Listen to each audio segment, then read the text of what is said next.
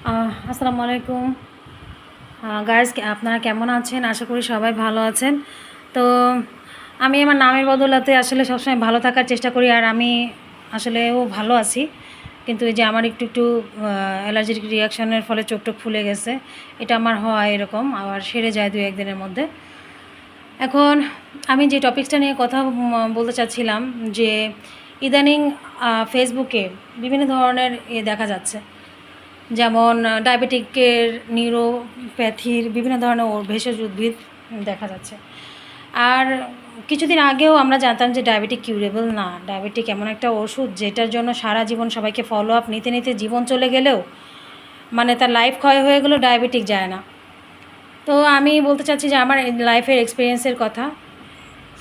আসলে যখন আমি আমি একজন সরকারি কর্মচারী, আমি পেশায় কলেজের প্রভাষক।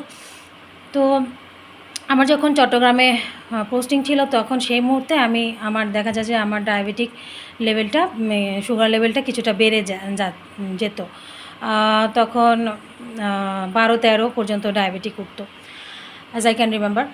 তো আমি 2022 সালে আমি ইন্ডিয়ায় ঘুরতে যাই। সেখানে একটা ভেষজ উদ্ভিদের বাগানে আমি ভিজিট করি।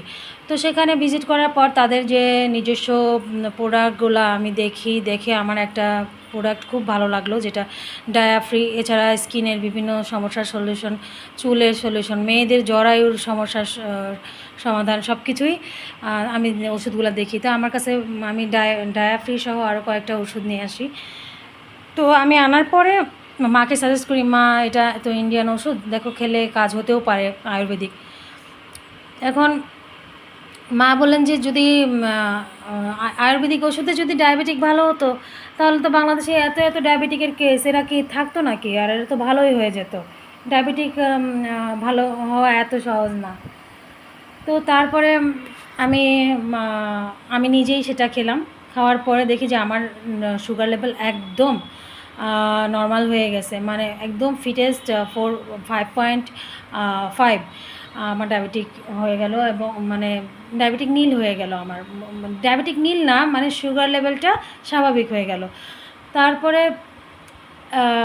তো এখন বাংলাদেশেও এরকম আমি একদিন দেখি যে অনলাইনে এরকম ভেষজ অ্যালার্জির ওষুধ পাওয়া যাচ্ছে। তো খেয়ে আমার অ্যালার্জির অনেক ইমপ্রুভ হলো। মাকে আমি ওই ওষুধটা দিলাম। ওটা যদিও ওটা অ্যালার্জির জন্য ছিল, কিন্তু আসলে ওখানে কিছু ইনগ্রেডিয়েন্টস ছিল যেটা কিনা ডায়াবেটিক কমাতে পারে, এবং আমি মাকে এটা দিলাম যে মাল্টিপারপাসে দেখি এটা কাজ করে কিনা। তো ওইটা খেয়ে মারও ডায়াবেটিক কিছুদিনের মধ্যে 7-এ চলে আসলো। তো এখন যেখানে মা 19 সাল থেকে ডায়াবেটিক নিয়ে আছেন, এবং 18, 19, 20 ছাড়া মার ডায়াবেটিক সুগার লেভেল থাকে না, সেখানে মারও ওই খেয়ে, ওষুধটা খেয়ে ডায়াবেটিক লেভেলটা আশ্চর্যজনকভাবে খুব কমে গেল। শুধু মা না, আরও অনেকেই আছে যাদের ডায়াবেটিক লেভেল কমার প্রমাণ আমি পেয়েছি। তো এখন কথা হলো যে অনেকেই এখন এই ডায়াবেটিক তাহলে আস্তে আস্তে প্রকাশ পাচ্ছে যে ডায়াবেটিক এমন একটা রোগ যেটা কিনা কিউরেবল, এবং তাও আবার ভেষজ উপাদানের দ্বারা, কোনো ধরনের ফলো আপ ছাড়াই, অনলি 2-3 মাসের মধ্যেই। তো আমি 22 সালে আমার বসকে বলেছিলাম যে ডায়াবেটিকের ওষুধ খেয়ে আমার ডায়াবেটিক ভালো হয়ে গেছে। আমি জানি না বস আমাকে কতটুকু বিশ্বাস করেছিলেন, আদৌ করেছিলেন কি না, উনি চুপ ছিলেন। কিন্তু এখন ধীরে ধীরে ধীরে ধীরে প্রকাশ পাচ্ছে যে ডায়াবেটিকটা আসলেও কিউরেবল, এবং অনেক ডক্টররা এখন ফেসবুকে নিজেরাই স্বীকার করছেন যে এই ডায়াবেটিক যে কিউরেবল, এই ব্যাপারটা তারা 50 বছর ধরে গোপন রেখেছিল।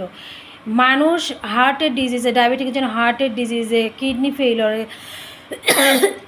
গ্যাংগ্রিন হয়ে বিভিন্নভাবে মৃত্যুবরণ করেছে। কিন্তু এখন তারা স্বীকার করছে যে এটা গোপন রেখেছিল। অনেকে স্বীকার করছে আমাকে লাখ লাখ টাকা, বিলিয়ন বিলিয়ন টাকা আমাকে ঘুষ দেওয়ার চেষ্টা করা হচ্ছে যাতে আমি এটা প্রকাশ না করি। এখন কথা হলো যে তাহলে এই যে সত্যিটা প্রকাশ পেল, তাহলে এতদিন ধরে আমাদের সাথে যা হয়েছে, আমরা নর্মাল পাবলিক যারা আছি, তারা কি আমরা দৃষ্টান্তমূলক শাস্তি কামনা করব না? অবশ্যই।